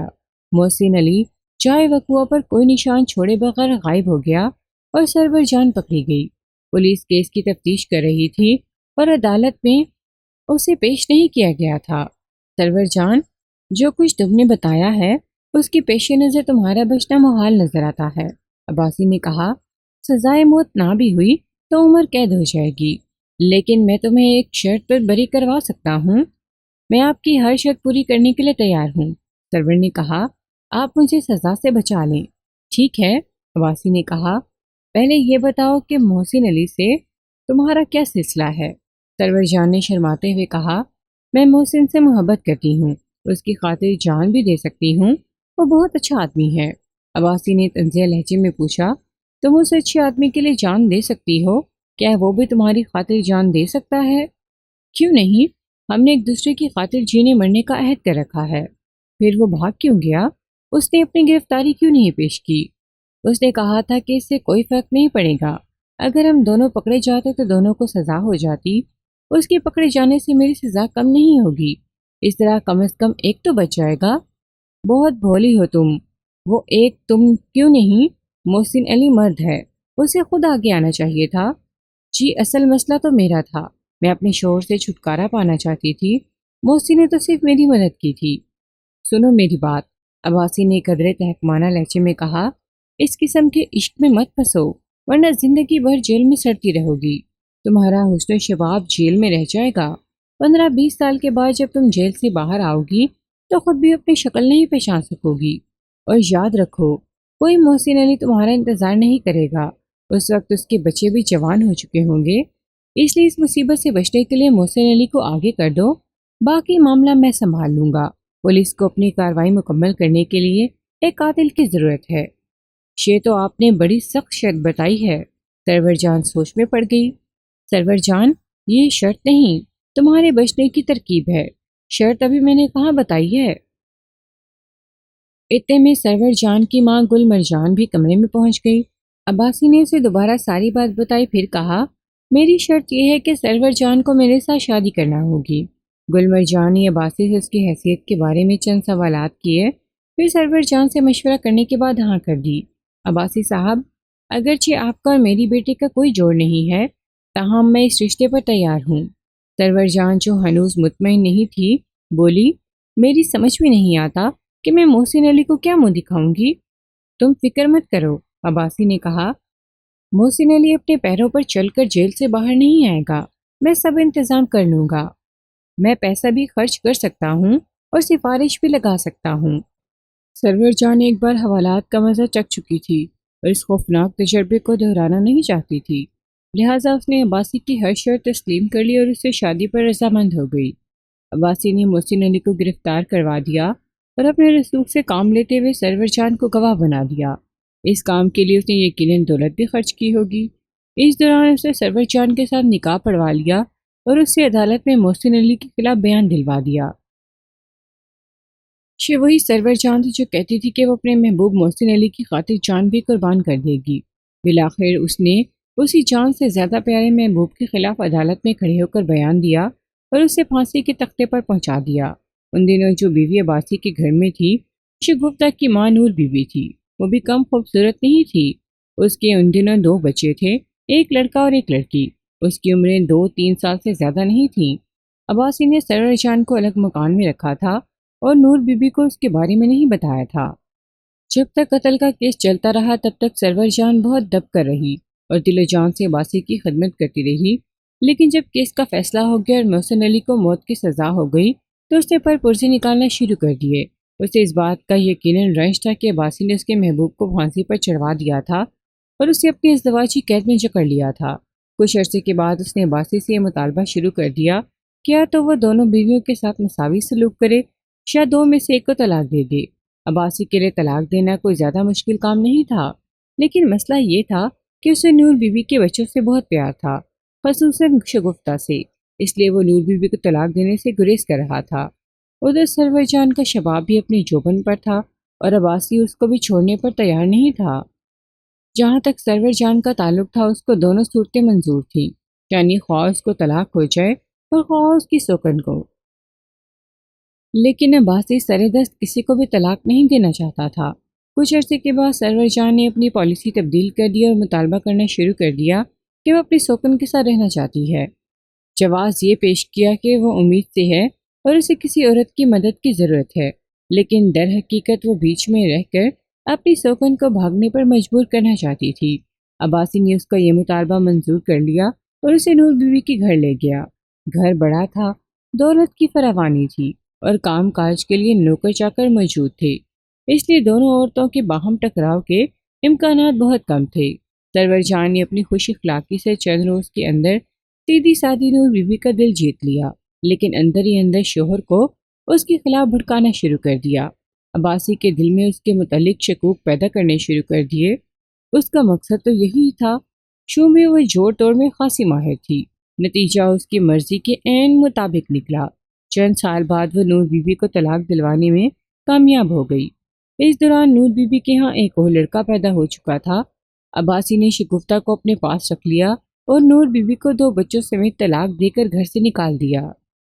اب سرور جان نہ صرف عباسی کے دل و جان کی ملکہ بلکہ مال و جان کی بھی مالک تھی۔ وہ عباسی کی گالیاں سنتی رہی، سختیاں برداشت کرتی رہی، لیکن ساتھ ساتھ اس کے معاملات پر گرفت بھی مضبوط کرتی رہی۔ اس مکڑی کی طرح جو اپنے جالے میں پھنس جانے والے ٹڈے کے گرد کمزور ترین تاروں کا جال بنتی چلی جاتی ہے، ایک کے بعد دوسرا تار اس کے گرد لپیٹتی چلی جاتی ہے، یہاں تک کہ ٹڈا بالکل بے بس ہو جاتا ہے۔ اسے معلوم تھا کہ عباسی کا ہر دن اسے کمزوری اور ضعیفی کی طرف لے جا رہا تھا، اس لیے کسی اجلت کی ضرورت نہیں تھی۔ چند سال بعد عباسی ریٹائرڈ ہو گیا۔ اگرچہ اس کے پاس دولت کی کوئی کمی نہیں تھی، لیکن وہ اختیار چھن گیا تھا جس پر وہ بہت ناز کرتا تھا۔ اب سرور جان نے ایک اور حکمت عملی اختیار کر لی کہ عباسی کا حلقہ باب اگرچہ اتنا وسیع نہیں تھا، تاہم سرور جان نے اس کے ملنے جلنے والوں کو مختلف طریقوں سے بھگانا شروع کر دیا۔ کسی پر دست درازی کا الزام لگایا، کسی پر بری نظر کا طعنہ دھرا، کسی کے ساتھ بد اخلاقی کا مظاہرہ کیا، کسی کو کھلے لفظوں میں منع کر دیا۔ دوسری چالاکی اس نے یہ اختیار کی کہ عباسی کو حد سے زیادہ آرام طلب بنا دیا۔ ہر چیز اشارے پر حاضر، بس دن بھر ادھر ادھر پڑے رہو۔ بوڑھا آدمی اگر اپنے جسم کو حرکت پہ نہ رکھے اور غذائیں میں مرغن کھائے تو اس کے جوڑوں میں درد اور چربی میں اضافہ شروع ہو جاتا ہے۔ عباسی کے ساتھ یہی ہوا۔ اس کا وزن بڑھ گیا، نظر کمزور ہو گئی اور جوڑوں میں درد رہنے لگا، لیکن ان بیماریوں اور کمزوریوں کے باوجود اس کی عمر طویل ہوتی چلی گئی۔ یہ بات سرور جان کے لیے تشویش کا باعث تھی۔ وہ بوڑھے عباسی کی خدمت کرتے کرتے تنگ آ چکی تھی اور وہ تھا کہ مرنے کا نام نہیں لیتا تھا۔ لہٰذا اس نے اپنی حکمت عملی میں تبدیلی کر دی۔ شاید یہ مختصر سی بیک گراؤنڈ جس کا ذکر کہانی کی تکمیل کے لیے ضروری تھا، اور جس اہم بات کا ذکر میں نے چھوڑ دیا تھا وہ یہ تھی کہ عباسی کو کسی نے قتل کیا تھا۔ یہ واقعہ اس رپورٹ کے تقریباً 1 سال بعد پیش آیا تھا، جس میں عباسی نے کہا تھا کہ اسے اپنے رشتہ داروں سے جان کا خطرہ ہے۔ قتل کی اطلاع ملتے ہی میں اپنے چند آدمیوں کے ہمراہ حویلی پہنچ گیا۔ حویلی کا ماحول خاصا کشیدہ نظر آتا تھا۔ عباسی کی مختلف بیویوں کی اولادیں بلکہ اولادوں کی اولادیں بھی وہاں پہنچ چکی تھیں اور جائیداد پر قبضے کی فکر میں تھیں۔ انور عباسی میرے پاس آیا اور دھیمی آواز میں بولا، ملک صاحب، قتل کی تفتیش تو آپ کریں گے ہی، ساتھ ہی ایک نیک کام بھی کریں، حویلی سیل کر دیں، ورنہ آپ کے جانے کے بعد یہاں خون خرابہ ہو جائے گا۔ اس کی تجویز معقول تھی۔ میں نے کہا، تم ایسا کرو کہ اپنی اور اپنے چند ستیلے بہن بھائیوں کے دستخطوں میں سے ایک درخواست اس مضمون کی لکھ کر مجھے دو کہ جائیداد کے بے شمار دعوے داروں کی وجہ سے حویلی میں نقص امن کا اندیشہ ہے، اس لیے فی الوقت حویلی کو سیل کر دیا جائے۔ ایسی درخواست ملنے کے بعد میں تمہارے تجویز پر غور کرتا ہوں۔ میں نے حویلی کے مکینوں کو ایک کمرے میں بٹھا دیا، باہر سے آنے والوں کو باہر بھیج دیا اور ایسے کہ ہمراہ اندر جا کر لاش کا معائنہ کیا۔ لاش خوابگاہ میں بستر پر پڑی تھی اور ارد گرد خون پھیلا ہوا تھا۔ جسم پر 3 گولیوں کے نشانات تھے، 2 نشان سینے پر تھے اور ایک بائیں آنکھ کے قریب۔ واضح طور پر کسی نے اس کی نیند کی حالت میں گولیاں چلائی تھیں اور اسے کروٹ بدلنے کی مہلت بھی نہیں ملی تھی۔ اس بات کا اندازہ خون کے نشانات سے ہوتا تھا۔ وہ کروٹ کے بل لیٹا ہوا تھا اور تینوں زخموں سے خون بہنے کا نشان نیچے کی طرف جاتا تھا۔ اس کا رخ اس کھڑکی کی طرف تھا جو حویلی کے پہلو کی سمت کھلتی تھی۔ کھڑکی کھلی ہوئی تھی اور باہر پھولوں کے پودے نظر آ رہے تھے۔ سائڈ ٹیبل پر کھانے کے گندے برتن اور دوائیوں کی چند شیشیاں رکھی تھیں۔ دیواری الماری کھلی تھی اور اس میں وہ فائلیں نظر آ رہی تھیں جو میں نے پچھلی مرتبہ دیکھی تھی۔ پلنگ کے نیچے مجھے ایک طے شدہ کاغذ اور ایک قلم پڑا دکھائی دیا۔ میں نے کاغذ اٹھایا اور اسے کھولنے لگا۔ ملک صاحب، یہ دروازہ دیکھا آپ نے؟ اے ایس آئی نے چونک کر کہا۔ اس کو توڑ کر کھولا گیا ہے۔ یہ دیکھیں، یہاں سے کپچیاں نکلی ہوئی ہیں۔ یہ بلٹ بھی اکھڑا ہوا ہے، کسی نے باہر سے ٹکر مار کر اس کو توڑا ہے۔ میں ہاتھ میں پکڑے ہوئے کاغذ کو بھول گیا اور دروازے کا جائزہ لینے لگا۔ اے ایس آئی کا اندازہ بالکل صحیح تھا، دروازے کو واقعی ٹکر مار کر توڑا گیا تھا۔ لکڑی کے ٹکڑے فرش پر بکھرے ہوئے تھے۔ کمرے میں 2 دروازے اور ایک کھڑکی تھی۔ دوسرے دروازے پر اندر سے بلٹ لگا ہوا تھا۔ کھڑکی کھلی تھی اور اس میں سلاخیں لگی ہوئی تھیں، یعنی کوئی شخص کھڑکی کے راستے اندر داخل نہیں ہو سکتا تھا۔ میں نے سرور جان کو بلا کر پوچھا کہ دروازہ کس نے توڑا تھا؟ یہ دروازہ ہم نے توڑا ہے، اس نے اطمینان سے جواب دیا۔ تھوڑی دیر پہلے جب ہم شادی سے واپس آئے تو دونوں دروازے بند تھے اور بار بار کھٹکھٹانے کے باوجود کھل نہیں رہے تھے، لہٰذا ہم نے گھبرا کر دروازہ توڑ دیا۔ اندر یہ خون میں لت پت اچانک وہ چپ ہو گئی اور میرے ہاتھ میں پکڑے ہوئے کاغذ کو گھورنے لگی۔ اس کی آنکھوں میں اچانک خوف سا اتر آیا تھا۔ پھر اچانک اس نے میرے ہاتھ سے وہ کاغذ چھپٹنے کی کوشش کی۔ میں نے جلدی سے اپنا ہاتھ پیچھے کر لیا۔ پھر جو میں نے کاغذ پر نظر ڈالی تو میرے چہرے پر بھی حیرت اتر آئی۔ کاغذ پر لکھا تھا، میں مر رہا ہوں، مجھے سرور جان اشتیاق علی اور گل رحمان نے قتل کیا ہے، انہوں نے مجھے زہر کھلا دیا ہے، میں آہستہ آہستہ مر رہا ہوں، اورنگزیب عباس۔ میں نے یہ تحریر سرور جان کی نظروں سے بچا کر پڑھی تھی اور میرا اندازہ تھا کہ اس نے رکے کی طرف پہلی لائن پڑھی تھی، دوسری لائن وہ نہیں پڑھ سکی تھی۔ لیکن سچی بات یہ تھی کہ رکا پڑھ کر میں نے خود بھی الجھن کا شکار ہو گیا تھا۔ عباسی نے لکھا تھا کہ اسے زہر دیا گیا ہے، جبکہ واضح طور پر اس کی موت گولیوں سے واقع ہوئی تھی۔ میں نے رکا طے کر کے جیب میں رکھ لیا اور سرور جان کو گھورنے لگا۔ وہ اپنے خوف پر قابو پاتے ہوئے بولی، کیا بات ہے ملک صاحب، آپ مجھے ایسے کیوں گھور رہے ہیں؟ تم نے کاغذ چھیننے کی کوشش کیوں کی تھی؟ میں نے پوچھا۔ وہ میں سمجھی تھی کہ وہ میرا کوئی خط ہے۔ اس کاغذ میں کیا لکھا ہے؟ فکر نہیں کرو، ابھی سب پتہ چل جائے گا، فی الحال تم واپس جا کر انتظار کرو۔ اس کے جانے کے بعد میں نے اے ایس آئی سے کہا، ایک پڑھے لکھے سپاہی کو ان کی نگرانی پر مقرر کر دو اور اس سے کہو کہ تمام افراد کی فہرست تیار کر لے۔ قتل کی واردات بند کمرے میں کی گئی تھی۔ واضح طور پر قاتل نے کھڑکی سے گولیاں چلائی تھیں اور وہ رکا عباسی نے سونے سے قبل لکھا تھا، لیکن اگر اسے زہر کے بارے میں پتہ چل گیا تھا تو اس نے جان بچانے کی کوشش کیوں نہیں کی؟ یہ بڑی عجیب بات تھی، کسی شخص کو زہر دیا گیا ہو اور وہ رکا لکھنے کے بعد آرام سے سو گیا ہو۔ مجھے خیال آیا کہ شاید عباسی نے محض شک کی بنا پر وہ رکا لکھ دیا تھا، شاید وہ آتن اس قسم کے رکے لکھتا رہتا تھا۔ یہ بات تو پوسٹ مارٹم کے بعد ہی معلوم ہو سکتی تھی کہ اسے زہر دیا گیا تھا یا نہیں۔ اے ایس آئی واپس آ گیا اور لاش کا نقشہ تیار کرنے لگا۔ تھوڑی دیر بعد اس نے مجھے مقتول کی بائیں پنڈلی کی طرف متوجہ کرتے ہوئے کہا، ملک صاحب یہ نشان کیسا ہے؟ معلوم ہوتا ہے کہ عباسی نے اس پیر میں کوئی زنجیر یا کڑا وغیرہ ڈال رکھا تھا۔ اس کا خیال ٹھیک تھا۔ ٹخنے کے قریب ایک نمایاں نشان نظر آ رہا تھا۔ میرے ذہن میں ایک دہشت ناک خیال ابھرا، عباسی کو اس کے گھر والوں نے زنجیر ڈال رکھی تھی۔ چائے واردات کا تفصیلی معائنہ کرنے کے بعد میں نے لاش پوسٹ مارٹم کے لیے بھجوا دی اور اہل خانہ کے بیانات لینے کے لیے نشست گاہ میں بیٹھ گیا۔ سپاہی نے مجھے جو فہرست دی اس پہ صرف 4 نام لکھے ہوئے تھے، حالانکہ میں نے 6-7 افراد کو دیکھا تھا۔ فہرست میں سرور جان، عالمگیر، میمونہ اور شگفتہ کے نام شامل تھے۔ میں نے 2 آدمیوں کو حویلی کی تلاشی پر مامور کر دیا اور سرور جان کو کمرے میں بلا لیا۔ وہ کچھ فکر مند نظر آتی تھی، تاہم اس کے چہرے پر غم کی کوئی علامت نہیں تھی۔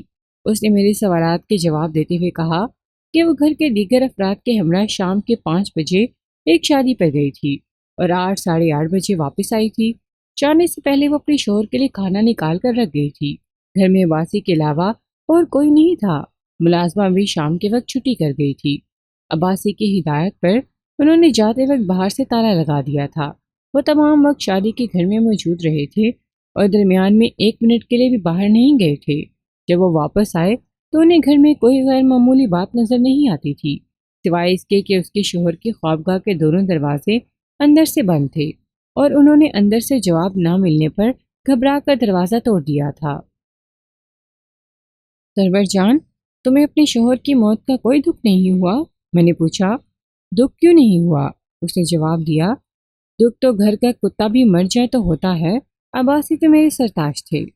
تمہیں یہ بات تو ضرور معلوم ہوگی کہ تمہارے سرتاج کو تم سے جان کا خطرہ تھا۔ اس نے تمہارے خلاف 1 سال پہلے رپورٹ لکھوائی تھی۔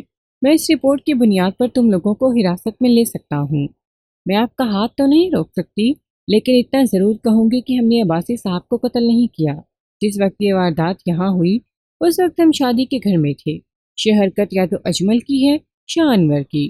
یہ دونوں بہت عرصے سے موقع کی تلاش میں تھے اور اکثر حویلی کے آس پاس منڈلاتے رہتے تھے۔ اجمل کے بارے میں تو آپ کو معلوم ہی ہوگا کہ وہ عادی مجرم ہے، چور ڈکیتی اس کا پیشہ ہے۔ میں نے چپتے ہوئے لہجے میں کہا، سرور جان، میں سب کی پیشی جانتا ہوں۔ میرے پاس تمہارا ریکارڈ بھی موجود ہے۔ کیا میں پوچھ سکتا ہوں کہ تمہارے پہلے شوہر کبیر احمد کی موت کیسے واقع ہوئی تھی؟ اس کا رنگ پیلا پڑ گیا۔ بولی کہ یہ تو بہت پرانی بات ہے، 23-24 سال پرانی بات نہیں ہو یا پرانی، حساب کتاب ضرور ہوتا ہے۔ میں نے کہا، اس زمانے میں عباسی تمہاری ڈھال بن گیا تھا۔ اس نے اپنے اثر و رسوخ اور دولت کے ذریعے تمہیں بچا لیا تھا، لیکن اسے یہ خیال نہ آیا کہ جو عورت ایک شوہر کو قتل کروا سکتی ہے اور دوسرے کو بھی کروا سکتی ہے۔ سرور جان، پولیس کے ریکارڈ سے بڑے پرانے قصے نکل آتے ہیں۔ کیا یہ سچ نہیں کہ کبیر احمد کو قتل کرنے کے لیے تم نے محسن علی کو اپنے اعلی کار بنایا تھا، اور جب تمہارا کام نکل گیا تھا تو تم نے اسی محسن کو قربانی کا بکرا بنا کر اپنی جان بچا لی؟ میں یہ جاننا چاہتا ہوں کہ اس دفعہ تم نے کس کو اعلی کار بنایا ہے؟ میری باتیں سن کر اس کا رنگ دم بدم بدل رہا تھا۔ بولی، میں سچ کہتی ہوں، مجھے کچھ معلوم نہیں ہے۔ میں نے پوچھا، اشتیاق علی سے تمہاری کیا رشتہ داری ہے؟ یہ وہ شخص تھا جو مجھے پچھلی دفعہ حویلی میں نظر آیا تھا اور عباسی نے اپنے قاتلوں میں اس کا نام بھی لکھا تھا۔ جی، اشتیاق علی، اس سے ہماری کوئی خاص رشتہ داری نہیں ہے۔ عباسی صاحب اس سے مٹھی چاپی کروایا کرتے تھے۔ خاص رشتہ داری نہیں ہے۔ اس گل رحمان سے تمہاری کتنی خاص رشتہ داری ہے؟ اس نے گھبرا کر آنکھیں پھیلائیں۔ گل رحمان؟ گل رحمان کا نام آپ نے کہاں سے سنا ہے؟ وقت ضائع نہیں کرو سرور جان، میرے سوال کا جواب دو۔ کون ہے گل رحمان؟ میں کسی گل رحمان کو نہیں جانتی، اس نے فیصلہ کن لہجے میں جواب دیا۔ بالکل نہیں جانتی۔ یہ جواب دے کر تم نے اپنی پوزیشن خراب کر لی ہے۔ تم 24 سال پہلے بھی یہ بات کہہ چکی ہو۔ تم نے تہیہ کر رکھا تھا کہ تم جان دے دو گی مگر اپنے آشنا کا نام زبان پر نہیں لاؤ گی۔ آج بھی تم وہی بات کہہ رہی ہو۔ تاریخ اپنے آپ کو دہرا رہی ہے، لیکن ضروری نہیں کہ نتائج بھی وہی ہوں۔ اب تمہیں عدالت میں دیکھ کر किसी दिल फेंक बूढ़े की धड़कनें बेतरतीब नहीं होंगी। सरवर जान, तुम्हारा हुस्न किस्सा माजी बन चुका है और मैं बिकने वाला थानेदार नहीं हूँ। तुम्हें कातला से गवाह नहीं बनाऊंगा। बेहतर यह है कि तुम इकरार जुर्म कर लो। हम 24 घंटे के अंदर अंदर गुल रहमान को ढूंढ निकालेंगे और ये भी मालूम कर लेंगे कि तुम्हारा उससे रिश्ता क्या है। इसके बाद तुम्हारी जो पोजीशन होगी उसका तुम बखूबी अंदाज़ा लगा सकती हो। मलिक साहब, मैं बड़े सब्र से आपकी बातें सुन रही हूँ। उसने बरहमी से कहा, अगर आपके बस में है तो मुझे बेशक फांसी पर लटका दें, लेकिन अब मैं आपकी किसी बात का जवाब नहीं दूंगी। और अगर आपने मेरे साथ कोई ज्यादती की तो याद रखें, मैं खामोश नहीं बैठूंगी। हकाम बाला के पास ज़रूर फरियाद लेकर जाऊंगी। मैंने उसे अलग कमरे में बिठा दिया और उसके बेटे आलमगीर को बुला लिया। वो अपनी माँ की निस्बत ज़्यादा परेशान नजर आता था। उसने भी वही बयान दिया जो उसकी माँ ने दिया था। मैंने पूछा, आलमगीर, तुम लोगों ने अपने अब्बा के कमरे का दरवाज़ा क्यों तोड़ा? पुलिस के आने का इंतज़ार क्यों न किया? हमें ये बात मालूम नहीं थी कि अब्बा को किसी ने कत्ल कर दिया है, वरना हम दरवाज़ा तोड़ने से पहले आपको इत्तला करते। देखो बरखुरदार, मुझे चक्कर देने की कोशिश नहीं करो। मैंने उसे आंखें दिखाई। तुम इस हवेली में पले बड़े हो, तुम्हें ये बात यकीनन मालूम थी कि तुम्हारे बाप के कमरे की खिड़की खुली हुई है। कोई भी अक्लमंद शख्स दरवाज़ा तोड़ने से पहले खिड़की से अंदर ज़रूर देखता है, ख्वाह उसे खिड़की खुली होने का इल्म हो या ना हो। खिड़की खुली थी, लेकिन तुम लोग उस तरफ नहीं गए। क्या मैं इसकी वजह जान सकता हूँ? हमें घबराहट में खिड़की की तरफ जाने का ख्याल नहीं आया, उसने जवाब दिया। घबराहट में? बिल्कुल ठीक कहते हो। अब ये भी बता दो कि उस घबराहट का सबब क्या था? हमें हमें इसी बात की घबराहट थी कि न जाने अब्बा जी को क्या हो गया है। दरवाज़ा क्यों नहीं खुल रहा था? तुम कच्चे मुजरिम हो आलमगीर। तुम्हें किसी और चीज़ की घबराहट थी। वो फाइलें कहाँ हैं जो तुमने अपने अब्बा की अलमारी से निकाली हैं? फाइलें? उसका चेहरा धुआं धुआं हो गया। कौन सी फाइलों की बात कर रहे हैं आप? मेरा ख्याल है तुम्हारी जुबान थाने जाकर ही खुलेगी। ये बताओ, गुल रहमान से तुम्हारी क्या रिश्तेदारी है? गुल रहमान? उसने आंखें फैलाई। इस नाम का कोई शख्स हमारे रिश्तेदार नहीं है। अच्छा, फिर ये शख्स हवेली में क्या करने आता था? क्या तुम्हारी माँ से मिलने आता था? मैं उस शख्स के बारे में कुछ नहीं जानता। मुझे नहीं पता ये कौन है। और इश्तियाक अली के बारे में क्या कहते हो? मैंने पूछा। क्या तुमने उसको भी कभी नहीं देखा? उसको तो देखा है, बल्कि जानता हूँ कि ये रिश्ते में मेरा मामू है, मेरी अम्मा का खालाजाद भाई है। अच्छा, अभी तुम्हारा मामू भी बन गया। पहले तुम लोगों ने उसे अपना मुलाजिम बताया था। वैसे हमारा मुलाजिम भी है, हम उसे तनख्वाह देते हैं। उसे अब्बा ने मुलाजिम रखा था। आलमगीर, तुम जवान आदमी हो, जेल तुम्हें घुटन की तरह चाट जाएगी। मैं तुम्हें सच बोलने का मौका देता हूँ। सच बोलकर अपनी जान बचाने की कोशिश करो। झूठ बोलोगे तो नहीं बचोगे। जाओ और बैठ कर सोचो। मैंने उसे बाहर भेज दिया और शगुफ्ता को अंदर बुला लिया। जब वो अंदर आई तो उसकी हालत देखकर मुझे धचका सा लगा। वो अपने बाप की मौत के गम में बेहाल हो रही थी। अगर उसकी भाभी मैमूना ने उसे सहारा ना दे रखा होता तो वह 4 कदम भी न चल पाती। गालिबन वो वाहिद फर्द थी जिसे अब्बासी की मौत का दुख हुआ था। उसकी आंखों से अश्कों का दरिया बह रहा था। वो किसी सवाल जवाब की काबिल नहीं थी। मैंने उसे एक तरफ बिठा दिया और मैमूना को अपने पास बुला लिया। उसने हर सवाल के जवाब में लाइल्मी का इजहार करना शुरू कर दिया। दरवाज़ा किसने तोड़ा था? पता नहीं। सबसे पहले अब्बासी की ख्वाबगाह में कौन दाखिल हुआ था? पता नहीं। अलमारी से फाइलें किसने निकाली थी? पता नहीं। अब्बासी को खाना किसने दिया था? पता नहीं। इश्तियाक अली और गुल रहमान कौन थे? पता नहीं। मैंने सवालात की रवानी में अचानक पूछा, तुम्हारा नाम क्या है? पता नहीं। उसने हस्बे मामूल जवाब दिया, फिर जल्दी से संभल कर बोली, नाम तो आपको पता ही है मैमूना बेगम। मुझे और भी बहुत कुछ पता है। मैंने सख्त नज़रों से उसे घूरा। तुमने कभी हवालात की हवा नहीं खाई? 2-4 रातें हवालात में गुजारोगी तो सब कुछ याद आ जाएगा। क्यों? उसने तेवरी चढ़ाई। मुझे आप किस जुर्म में हवालात में बंद करेंगे? अच्छा, तुम्हें भला जुर्म का क्यों पता होने लगा? मैंने जेब से अब्बासी के हाथ का लिखा हुआ पर्चा निकालकर उसे उसकी झलक दिखाई। ये तुम्हारे ससुर के हाथ का लिखा हुआ पर्चा है। ये पर्चा उसने अपनी मौत से थोड़ी देर पहले लिखा था। तुम लोगों की बदकिस्मती कि ये पर्चा तुम्हारे हाथ नहीं लगा। मैं सिर्फ इस पर्चे की बुनियाद पर तुम सबको गिरफ्तार कर सकता हूँ और करूँगा। اس کے علاوہ عباسی نے 1 سال پہلے یہ رپورٹ درج کرائی تھی کہ اسے تم لوگوں سے جان کا خطرہ ہے۔ اگر تم سچ بول دو گی تو میں تمہیں بچانے کی کوشش کروں گا، ورنہ تم بھی قتل کے جرم میں شریک سمجھی جاؤ گی۔ اچھی طرح سوچ لو، آپ ہمیں گرفتار نہیں کر سکتے۔ واردات کے وقت ہم لوگ شادی والے گھر میں تھے۔ میں چونکا، یہ بات میں تیسری دفعہ سن رہا تھا اور تینوں نے اس بات پر خاصا زور دیا تھا۔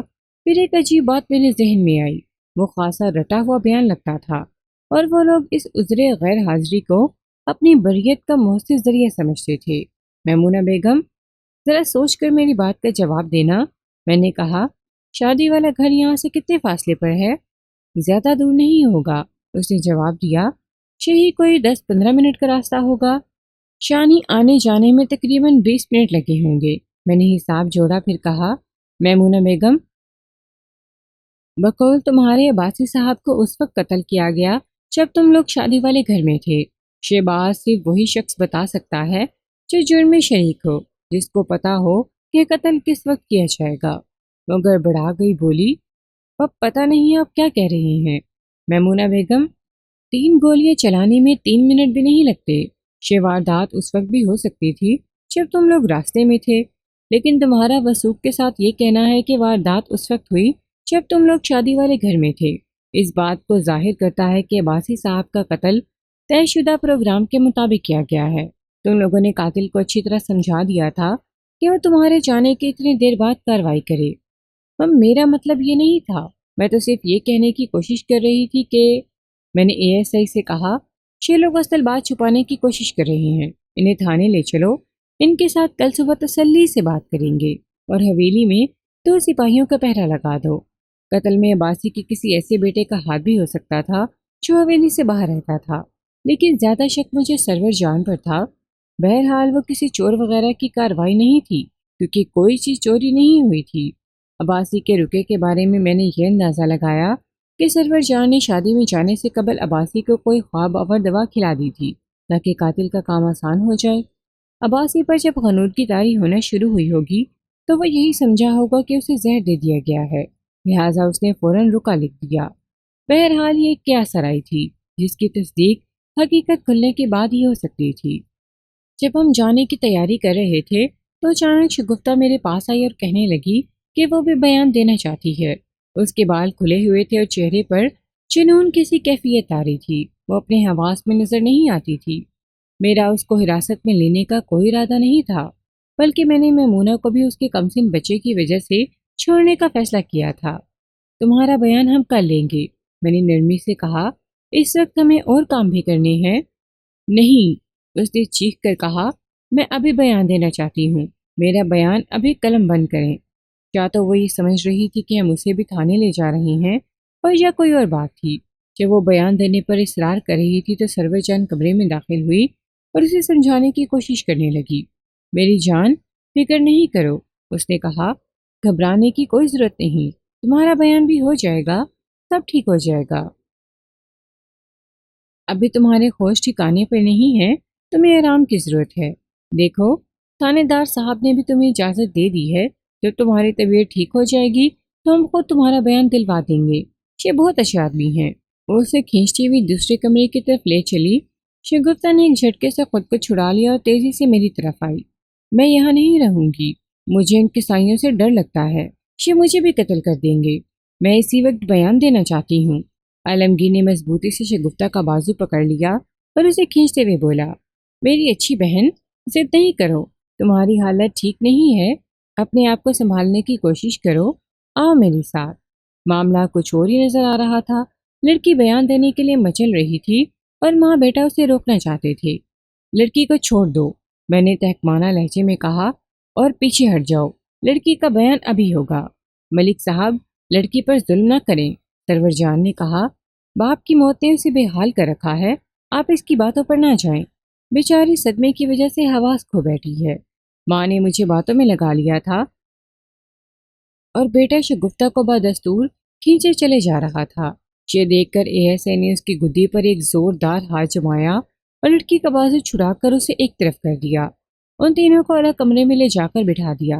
میں نے ASI سے کہا، اور 2 سپاہی ان کی نگرانی پر مقرر کر دو، میں اس لڑکی کا بیان ابھی سنوں گا۔ उन तीनों को दूसरे कमरे में भेजने के बाद मैंने शगुफ्ता को अपने पास बिठाया, उसे तसल्ली दी और तहफ़्फ़ुज़ का यकीन दिलाने के बाद कहा कि वो इत्मीनान से सारी बात बताए। उसकी हवास पूरी तरह ठिकाने पर थे और वो बाप की मौत के सदमे के बावजूद बयान देने के काबिल थी। उसने मुझे बताया कि घर में सरवर जान का हुक्म चलता था। उसके अब्बा को पूरी तरह उसने अपने काबू में कर रखा था। उसकी बहू मैमूना भी उसी के ख़ानदान की फ़र्द है। वो उसकी बहन की बेटी है। बेटा पहले ही उसके इशारों पर नाचता है। शगुफ्ता को भी ज़रा भी अहमियत नहीं देती।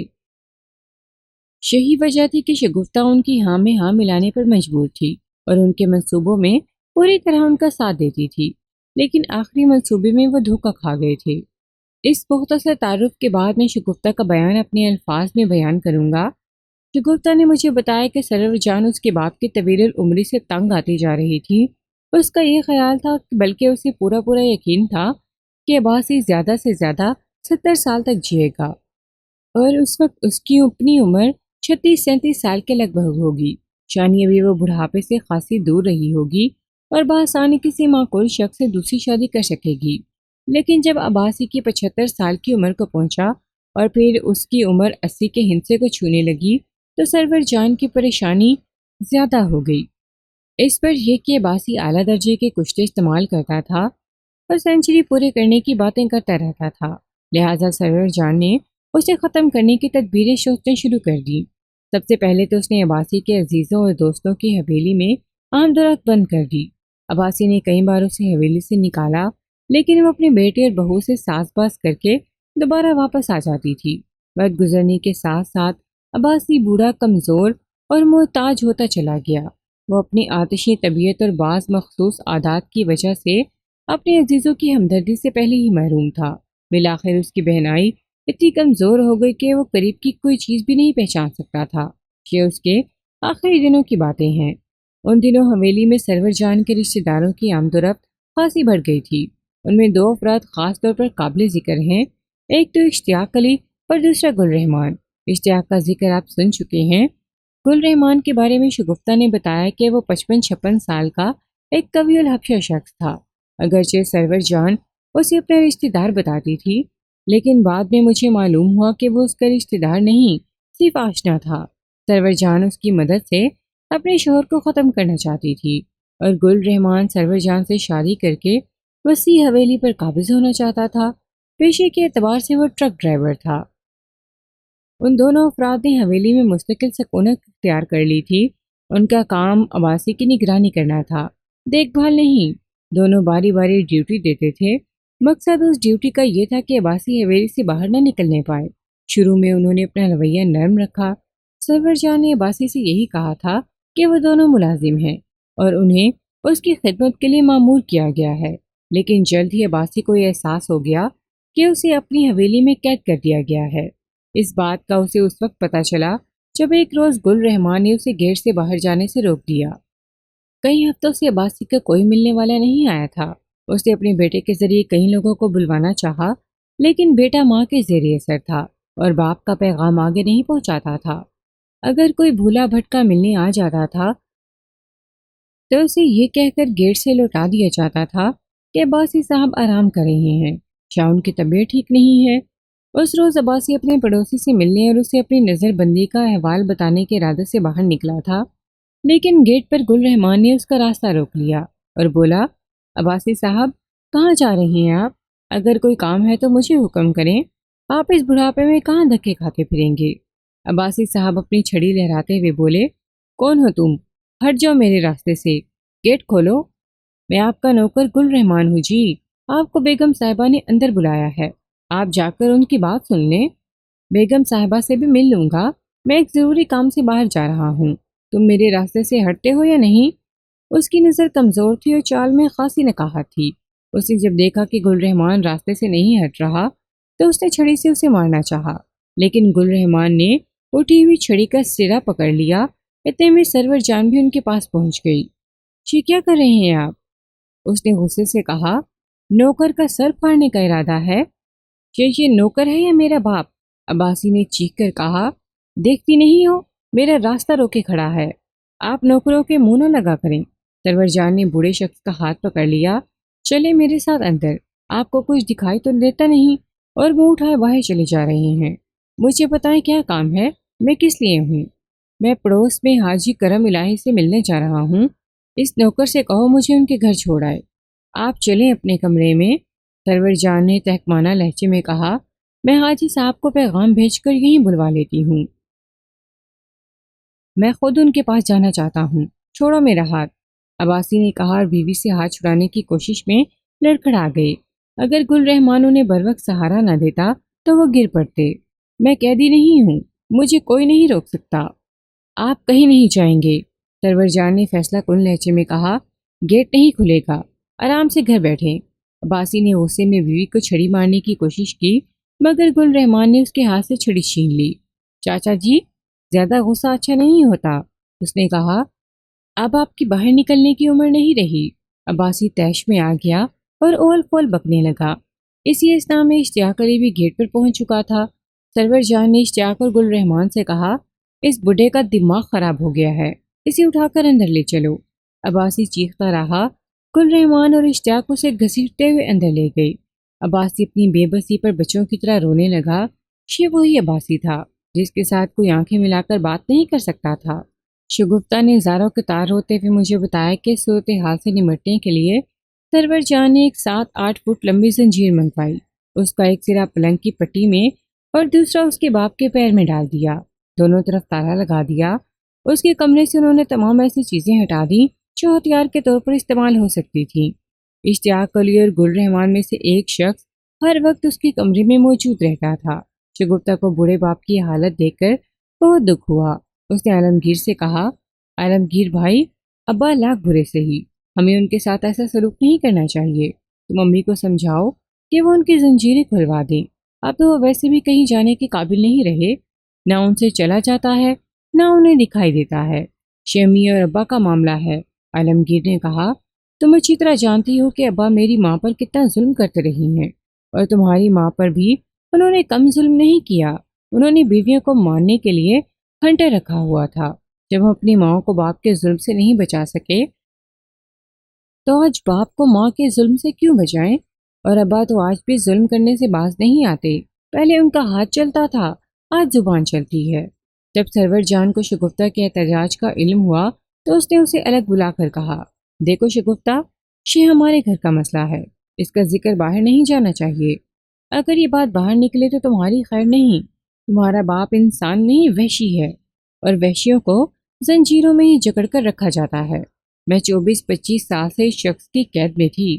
بتاؤ تو صحیح، کون سا ظلم ہے جو اس نے مجھ پر نہیں کیا؟ اب اللہ نے اسے بوڑھا اور کمزور کر کے میرے بس میں کر دیا ہے۔ میں ضرور اس سے اپنا بدلہ لوں گی، اپنا بدلہ، تمہاری ماں کا بدلہ، اور ان تمام عورتوں کا بدلہ جو تمہارے باپ کے ظلم کا نشانہ بنی تھی۔ شگفتہ ان ساری باتوں کو مانتی تھی مگر پھر بھی اسے اپنے باپ کی حالت نہیں دیکھی جاتی تھی۔ اشتیاق علی اور گل رحمان اب عباسی کا کھلم کھلا مذاق اڑاتے تھے۔ سرور جان بھی ان کے ساتھ شامل ہو جاتی تھی۔ وہ چاہتی تھی کہ ان باتوں سے کسی طرح بوڑھے عباسی کا ہارٹ فیل ہو جائے، مگر قدرت اسے زندہ رکھنا چاہتی تھی۔ طبعی موت اس کی قسمت میں نہیں تھی۔ شگفتہ نے مجھے بتایا کہ اس کے باپ کو وقت پر کھانا نہیں دیا جاتا تھا، بعض اوقات اسے بھوکا ہی سونا پڑتا تھا۔ ایک رات شگفتہ نے دیکھا کہ سرور جان اور گل رحمان اس کے ابا کے کمرے میں بیٹھے کھانا کھا رہے تھے اور بات بات پر کہکے لگا رہے تھے۔ عباسی کو بھوک لگی تھی اور وہ کئی بار کھانا مانگ چکا تھا، لیکن سرور جان اسے ہر بار جھڑک دیتی تھی اور کہتی، دیکھتے نہیں ہم کھانا کھا رہے ہیں۔ شگفتہ پریشانی کے عالم میں ساتھ والے کمرے میں ٹہل رہی تھی۔ وہ سوتیلی ماں کی اجازت کے بغیر باپ کو کھانا نہیں دے سکتی تھی۔ چاچا عباسی، اس نے گل رحمان کو کہتے سنا، تم آخر کب تک اس صورت پر بوجھ بنے رہو گے؟ کمینے کتے، عباسی نے چیخ کر کہا، میرے گھر میں بیٹھ کر میری روٹیاں کھا رہے ہو اور مجھے پر بھونک رہے ہو۔ تم کتے سے بھی بدتر ہو۔ کتا بھی جس کا کھاتا ہے اس کے سامنے دم ہلانے لگتا ہے۔ گل رحمان نے کہکا لگایا، بولا، چاچا میں نے سنا ہے تم نے یہ ساری جائیداد اور رشوت کے مال سے بنائی ہے۔ سرور جان، اس کتے کو باہر نکال دے، عباسی نے اپنی بیوی سے اپیل کی۔ میرے مرنے کے بعد بے شک اسے نکاح پڑھوا لینا، لیکن میرے سامنے ایسی حرکتیں نہ کر، خدا کو کیا منہ دکھائے گی؟ زیادہ بک بک نہ کر، سرور جان نے اسے جھڑک دیا۔ تیرے پاس تو بڑا اچھا منہ ہے نا خدا کو دکھانے کے لیے۔ ساری زندگی تو نے کوئی ایک بھی اچھا کام کیا ہے؟ اب تیری ہڈیاں کڑکڑانے لگی ہے تو تجھے خدا یاد آنے لگا ہے؟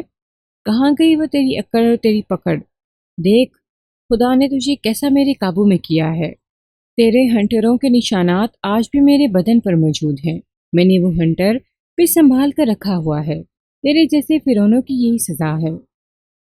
میرے بس میں ہو تو میں تیرے گلے میں زنجیر ڈال کر تجھے گلی گلی پھراؤں۔ سرور جان، اللہ بھی معاف کر دیتا ہے، تو بھی معاف کر دے، مجھے بہت سزا مل چکی ہے۔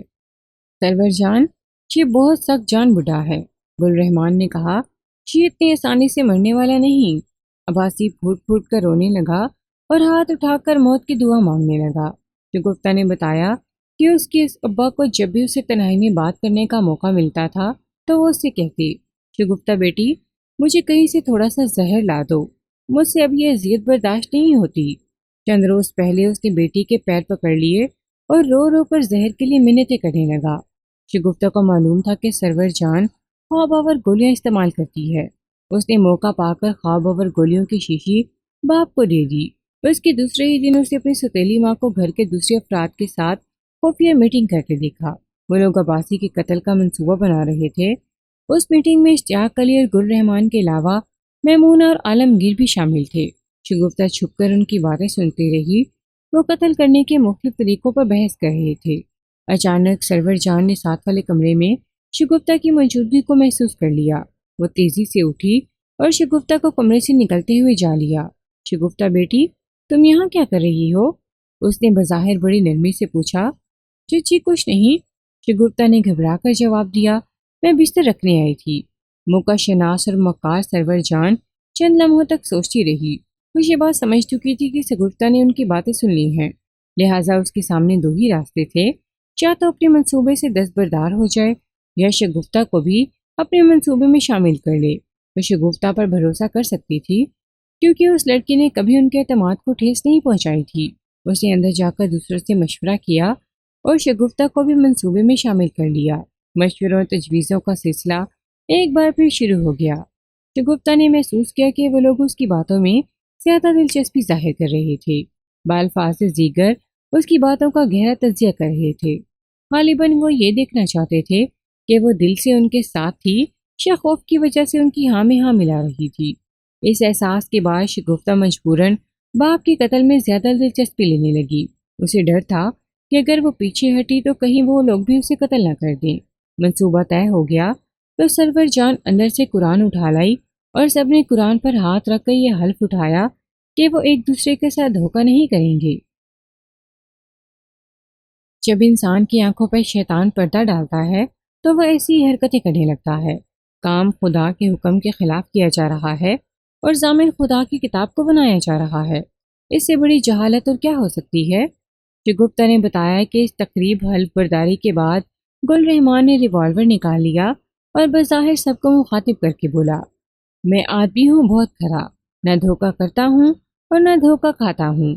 اگر کسی نے میرے ساتھ دھوکہ کرنے کی کوشش کی تو میں اسے قتل کر دوں گا۔ جب آدمی ایک قتل کر لیتا ہے تو دوسرا قتل اس کے لیے مشکل نہیں ہوتا، نہ ہی دوسرے قتل سے کوئی فرق پڑتا ہے، پھانسی تو ایک ہی دفعہ ہوگی۔ شگفتہ محسوس کر رہی تھی کہ وہ بات صرف اس کو سنانے کے لیے کی گئی تھی۔ یہ منصوبہ بنانے کے بعد سرور جان اور اس کی بہو میمونہ سائے کی طرح شگفتہ کے ساتھ لگی رہتی تھی۔ وہ نہ تو باہر جا سکتی تھی اور نہ ہی باپ کے کمرے میں۔ شاید وہ یہ بھی دیکھنا چاہتی تھی کہ شگفتہ انہیں دھوکہ تو نہیں دے جائے گی۔ اس کے چند روز بعد سرور جان کے رشتہ داروں کی طرف سے ایک شادی کا بلاوا آ گیا اور ان کے عدم موجودگی میں گل رحمان نے منصوبے کے مطابق عباسی کو قتل کر دیا۔ لیکن عباسی نے جو رکا لکھا تھا وہ بھی ایک عجیب اتفاق تھا۔ بہت سے قارئین اس رکے کی حقیقت سمجھ گئے ہوں گے، میں کچھ ضروری باتیں آپ کو بتا دوں، اس کے بعد رکے کی حقیقت بتاؤں گا۔ شگفتہ کا بیان مکمل ہونے کے بعد میں نے سرور جان کو اس کے بیٹے کو بہو سمیت کمرے میں بلا لیا اور کہا، سرور جان، مجھے گل رحمان اور اشتیاق علی کا پتہ چاہیے۔ آسان طریقے سے بتاؤ گی یا مشکل طریقے سے؟ ان تینوں کے چہرے دہشت سے سفید پڑ چکے تھے اور میمونہ کے گھٹنے کانپ رہے تھے۔ سرور جان نے ایک بار پھر گول مول بات کرنے کی کوشش کی۔ میں نے ایسے سے کہا، اس عورت کی خوابگاہ میں جاؤ اور وہاں سے وہ زنجیر تلاش کر لاؤ جس سے اس نے اپنے شوہر کو باندھ رکھا تھا۔ آج میں اسی زنجیر سے اس عورت کو چھت پر الٹا لٹکا دوں گا۔ شگفتہ نے مجھے یہ بھی بتایا تھا کہ مذکورہ زنجیر شادی سے واپس آنے کے بعد اس کے باپ کے پیر سے نکال لی گئی تھی اور سرور جان نے اسے اپنے خوابگاہ میں چھپا دیا تھا۔ ایسے زنجیر لینے چلا گیا۔ اس کے جاتے ہی میمونہ میرے پیروں میں گر پڑی اور سرور جان مجھے بڑی بڑی رقموں کا لالچ دینے لگی۔ سرور جان، تیرے حسن کا جادو ختم ہو چکا ہے، میں نے کہا۔ اب تجھے تیسرے شوہر کو قتل کرنے کی مہلت نہیں ملے گی۔ مجھے سارا قصہ معلوم ہو چکا ہے۔ اب تمہارے لیے بہتر یہی ہے کہ قانون کی مدد کر کے اپنی سزا میں کمی کرانے کی کوشش کرو۔ تم ہمارے کام میں جتنی رکاوٹ ڈالو گی اتنا ہی اپنے گلے میں پھندہ سخت کرو گی۔ اسی اسنا میں ایسے زنجیر تلاش کر کے لے آیا۔ وہ 8 فٹ لمبی زنجیر تھی جس کے دونوں سروں پر 2 مضبوط کڑے لگے ہوئے تھے۔ میں نے زنجیر کا معائنہ کیا تو ایک کڑے کے ساتھ چند بال چپکے ہوئے نظر آئے۔ واضح طور پر وہ عباسی کی ٹانگ کے بال تھے۔ تھوڑی سی محنت کے بعد ہم سرور جان سے گل رحمان اور اشتیاق علی کا ٹھکانہ معلوم کرنے میں کامیاب ہو گئے۔ میں نے اسی وقت 4 آدمیوں پر مشتمل 2 پارٹیاں ان کی گرفتاری کے لیے روانہ کر دیں۔ رات خاصی گزر چکی تھی لیکن میں کام مکمل کیے بغیر نہیں جانا چاہتا تھا۔ ایک بڑا مسئلہ شگفتہ کی حفاظت کا تھا۔ میں اسے حویلی میں تنہا نہیں چھوڑ سکتا تھا، کسی کا اس کے پاس موجود رہنا ضروری تھا۔ اس کے علاوہ میمونہ کے بچے کا بھی مسئلہ تھا۔ میں نے شگفتہ سے پوچھا کہ انور عباسی کیسا آدمی ہے؟ انور بھائی شریف آدمی ہے، اسے جواب دیا۔ انہوں نے کبھی ہمیں پریشان نہیں کیا۔ اگر میں ان کی فیملی کو حویلی میں آنے کی اجازت دے دوں تو تمہیں کوئی اعتراض تو نہ ہوگا؟ اس نے جواب دیا کہ اسے کوئی اعتراض نہ ہوگا۔ میں نے انور عباسی کو اندر بلا لیا اور اس سے کہا کہ وہ فوراً اپنی فیملی کو لے کر حویلی پہنچ جائے۔ میری بات سن کر اس کے چہرے پر ایسی حیرت اتر آئی اور اس کی حیرت بجا بھی تھی۔ اس کی ساری زندگی تنگ و اسرت میں گزری تھی۔ اسے جس حویلی کا دروازہ کھٹکھٹانے کی اجازت نہیں تھی آج اسے اس حویلی میں رہنے کے لیے کہا جا رہا تھا۔ انور عباسی، میں سرور جان کو اس کے بیٹے اور بہو سمیت تمہارے باپ کے قتل کے الزام میں گرفتار کر رہا ہوں۔ اس وجہ سے شگفتہ یہاں تنہا ہو جائے گی۔ اس کی حفاظت کرنا بھی تمہارا فرض ہوگا۔ میں دل و جان سے اس کی حفاظت کروں گا۔ اسے سینے پر ہاتھ رکھ کر کہا، یہ میری بہن ہے، میں اس کی حفاظت نہیں کروں گا تو اور کون کرے گا؟ ملک صاحب، اگر آپ اجازت دیں تو میں اپنی ماں کو بھی یہاں لے آؤں؟ لے آؤ، مجھے کوئی اعتراض نہیں ہے، لیکن حویلی کا سامان ادھر ادھر نہیں ہونا چاہیے۔ سرور جان کو جب پتہ چلا کہ میں نے انور عباسی اور اس کی فیملی کو حویلی میں رہنے کی اجازت دے دی ہے تو اس نے شور مچا دیا اور دھمکیاں دینے لگی۔ سرور جان، قاتلوں کو جائیداد میں سے حصہ نہیں ملا کرتا، میں نے کہا۔ تم اب اس حویلی کو بھول جاؤ، تمہارا جرم بہت سنگین ہے۔ تمہارے مال نامے میں یہ دوسرا قتل ہے، عدالت تمہیں معاف نہیں کرے گی۔ انور عباسی تقریباً 1 گھنٹے کے اندر اپنی فیملی کے ہمراہ حویلی پہنچ گیا۔ اس کی بوڑھی ماں بھی ساتھ تھی۔ اس کی عمر 75 سال کے قریب تھی۔ انور عباسی کی 3 لڑکیاں اور 3 ہی لڑکے تھے۔ ان کی عمریں 13 اور 25 سال کے درمیان تھیں۔ وہ سب روتے ہوئے حویلی میں داخل ہوئے تھے۔ ان کی آمد کے بعد یہ محسوس ہوا کہ حویلی میں کسی کی میت ہو گئی ہے۔ عجیب منظر تھا۔ بچے اس دادا کے غم میں رو رہے تھے جس نے کبھی ان کے سروں پر دستِ شفقت نہیں رکھا تھا۔ انور عباسی کی بوڑھی ماں نے شگفتہ کو بیٹی کہہ کر گلے سے لگا لیا اور دونوں رونے لگیں۔ اسی اثناء میں سرور جان کو اس کی بیٹی اور بہو سمیت تھانے بھجوایا جا چکا تھا۔ میں چاہتا تھا کہ میمونہ اپنے بچے کو حویلی میں چھوڑ جائے مگر وہ اسے ساتھ رکھنے پر بضد تھی۔ صبح ہونے سے پہلے پہلے ہم نے گل رحمان اور اشتیاق علی کو آلۂ قتل سمیت گرفتار کر لیا۔ آلۂ قتل یعنی ریوالور گل رحمان کا تھا مگر گولیاں اشتیاق علی نے چلائی تھیں۔ پوسٹ مارٹم کی رپورٹ کے مطابق موت گولیوں سے واقع ہوئی تھی۔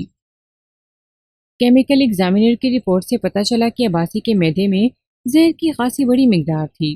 اگر قاتل 10-15 منٹ لیٹ ہو جاتا تو عباسی کی موت زہر سے واقع ہو جاتی اور ایسی صورت میں قتل کا مقدمہ بنانا مشکل ہو جاتا، کیونکہ یہ بات ثابت ہو گئی تھی کہ عباسی نے خودکشی کے ارادے سے زہر کھایا تھا۔ وہ خودکشی کر کے اپنے دشمنوں کو قتل کے الزام میں پھنسوانا چاہتا تھا۔ یہی وجہ تھی کہ زہر کھانے کے بعد وہ آرام سے بستر پر لیٹ گیا تھا۔ جب اس پر گولیاں چلائی گئی تھی اس وقت اس پر بے ہوشی طاری تھی اور میرا خیال ہے کہ اسے گولیوں سے اتنی تکلیف بھی نہیں ہوئی تھی جتنی کانٹا چبھنے سے ہوتی ہے۔